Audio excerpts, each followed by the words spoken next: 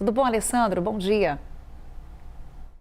Bom dia, Carol. Bom dia a todos. Vamos lá, Alessandro, os nossos temas. O primeiro, CPMI do Banco Master. Senadores foram ao Supremo pedir a instalação da comissão. Há pouco, Alessandro, trouxemos aqui um paralelo dessa movimentação jurídica dos parlamentares com o que aconteceu com a CPMI do INSS, que encontrou um cenário favorável à prorrogação dos trabalhos no Supremo, pelo menos até agora. Tem mais um elemento que a gente traz para ouvir sua opinião, Alessandro.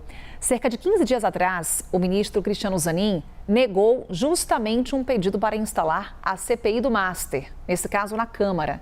O entendimento foi de que não cabe ao Judiciário interferir no processo legislativo.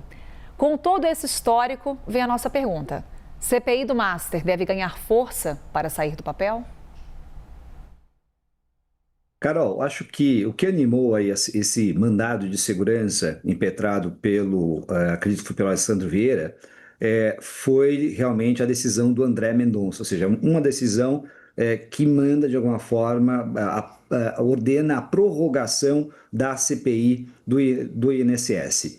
E aí, quando a gente olha, eu já fiz até comentário com relação a isso, quando a gente olha a decisão do ministro André Mendonça, que é essa decisão que animou os parlamentares, a gente vai verificar que é uma decisão que tem fundamento jurídico e que, ao final, o próprio ministro André Mendonça faz não só referência à decisão do ministro Zanin, até concordando com a decisão do ministro Zanin, porque, veja, a decisão do ministro Zanin foi, vamos dizer assim, uma decisão de autocontenção.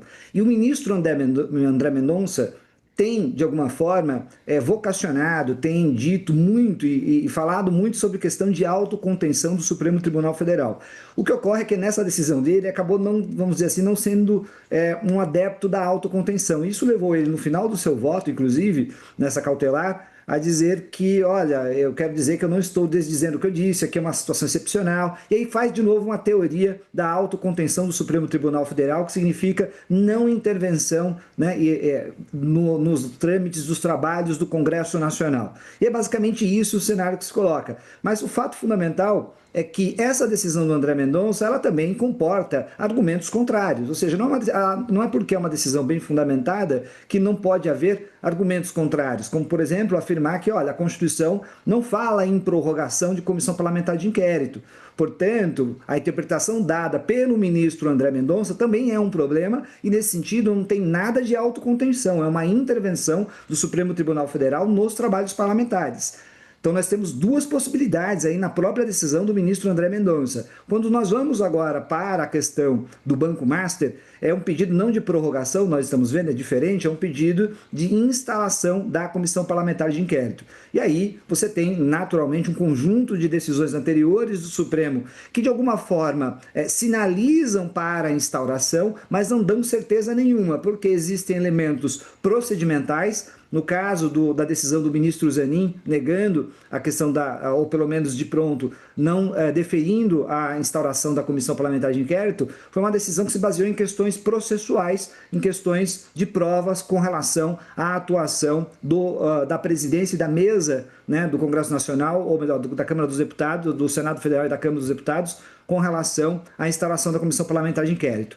E aqui, nesse caso, você tem uma outra situação, você tem uma situação que é similar, então você pode imaginar que pode ter questões processuais também que impeçam a instalação dessa comissão parlamentar de inquérito, e mais do que isso, eu não tive a oportunidade de ver quais são os argumentos que foram explanados pelo presidente do Senado Federal, do Congresso Nacional, com relação à não instauração, com relação a esse pedido. Então, a gente está meio que no obscuro ainda aqui, sem saber exatamente se nesse caso o Supremo Tribunal Federal vai fazer algum tipo de intervenção ou não. Mas a gente pode dizer uma coisa, Carol: há uma tendência quase que natural do Supremo Tribunal Federal a realmente começar a fazer uma espécie de intervenções cirúrgicas. Por quê? Porque ele está vendo que o Congresso Nacional, o acirramento político é muito grande e está tendo muito acirramento contra o Supremo Tribunal Federal. E aí a autoproteção é um elemento essencial, normal, né, eu diria, das instituições, e isso deve acontecer com o Supremo Tribunal Federal.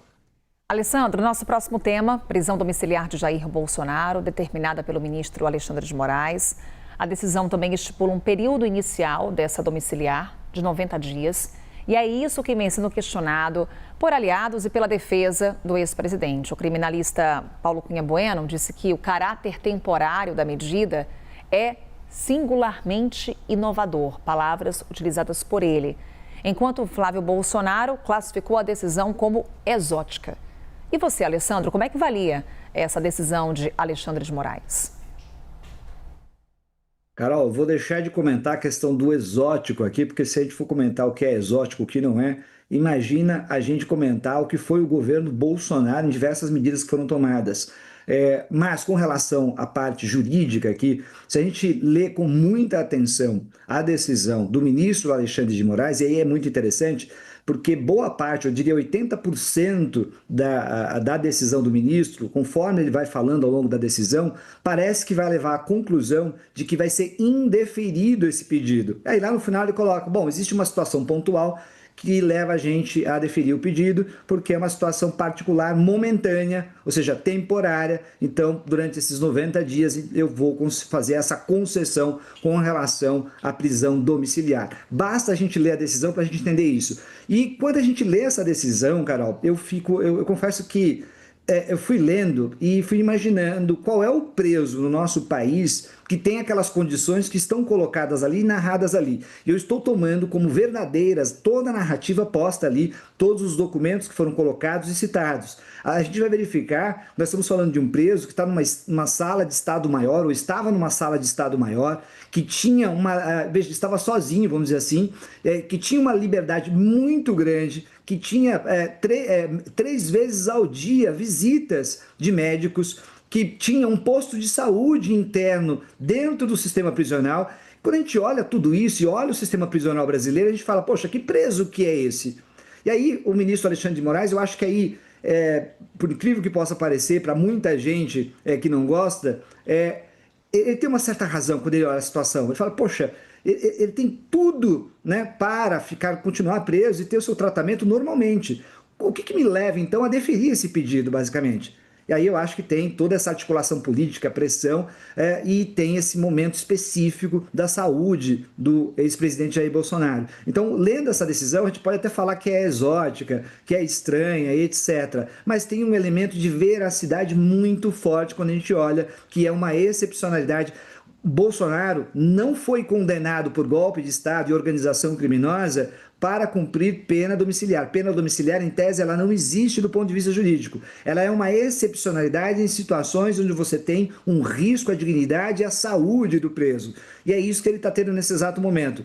Veja, se ele melhora, se ele tem condições de ter tratamento no sistema prisional, e é isso que a decisão parece demonstrar muito claramente, ele vai voltar para a prisão, ou seja, para a sala de Estado Maior, lá na Papuda, ele vai voltar para essa prisão, porque essa foi a condenação recebida dentro do Poder Judiciário. Repito, é excepcional a ideia do sujeito ficar numa prisão domiciliar. E no caso do Jair Bolsonaro, o que está se evidenciando é que se houver o drama de saúde vivenciado nesse momento pelo ex-presidente for momentâneo, será também momentâneo o período que ele poderá cumprir a sua prisão em regime, em condições domiciliares. Carol. Alessandro, nosso terceiro e último tema, alta dos combustíveis. Hoje, os secretários de Fazenda vão debater o pedido do governo federal para que os estados zerem a alíquota do ICMS sobre o diesel importado. É uma das formas defendidas pela União para tentar conter a escalada dos preços. O Ministério da Fazenda até propôs arcar com metade dessa conta, mas governadores ainda estão resistentes a essa medida. Alessandro, no fim, com quem que deve ficar essa conta, hein? Carol, a Petrobras, as empresas públicas de maneira geral, as empresas estatais, dentro de um Estado social de direito, de um Estado de bem-estar social, que é o que nós temos na Constituição de 1988, eu sei que muita gente que adota o pensamento neoliberal não crê nesse tipo de argumento, mas nós temos um texto constitucional e se a Constituição é um texto supremo, se ela tem primazia na ordem jurídica brasileira, significa basicamente que as empresas públicas, elas naturalmente, elas têm que ter estabilidade, saúde interna, mas elas não são empresas como são as empresas puramente privadas. Aliás, quem investe na Petrobras sabe muito bem disso. Aliás, muita gente que investe em empresa pública sonha com a privatização dessas empresas. Mas eu digo uma coisa, no estado de bem-estar social, no estado social como o brasileiro, as empresas são sim um instrumento de intervenção na ordem econômica, são instrumentos de governo essenciais. Veja, sem essas empresas públicas, eu te pergunto, aliás, nem pergunto, eu afirmo, nós ficaríamos simplesmente à mercê do mercado.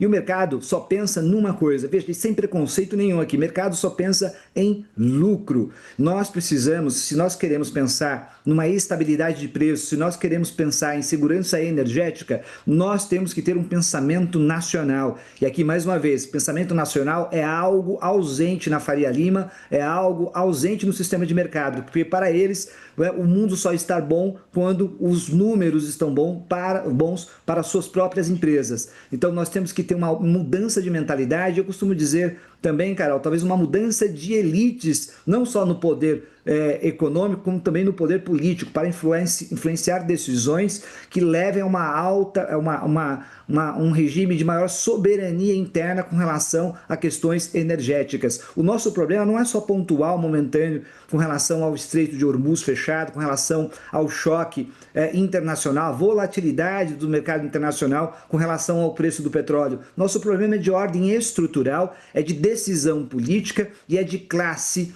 dominante na sociedade brasileira. Ou nós temos um projeto de ordem nacional interna, de soberania interna, que leve à diversidade das matrizes energéticas, que leve a uma política mais clara de investimento interno e de prosperidade interna do país, ou a gente vai ficar a cada 3, 4 anos, quando houver uma crise internacional, um choque internacional, uma diferença de preços internacionais, a gente vai ficar simplesmente dependente com relação àquilo que ocorre lá fora do país, criando situações muito problemáticas para a população brasileira. Nós precisamos de um projeto popular e democrático e de soberania nacional para o nosso país, Carol.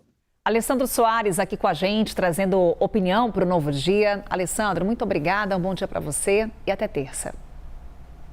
Bom dia, Carol, até terça.